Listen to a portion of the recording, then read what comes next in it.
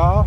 This is your friendly neighborhood Shadow, getting ready to do something you never ever thought you'd do in January. I'm gonna ride that sexy beast. Right? And you notice 53 days, right?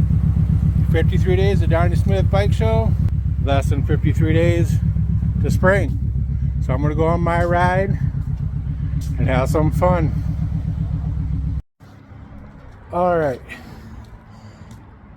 I went for a quick ride, maybe 10 minutes or so. Really topped off the gas on the bike. Felt good to get out. January 31st, about 50 degrees. I never ever thought I'd ride my bike at the end of January. Last year we had about 2-3 feet of snow on the ground, right?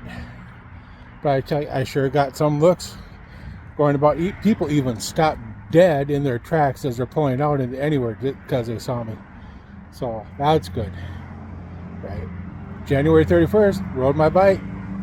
10 minutes, but I rode. Have a good day.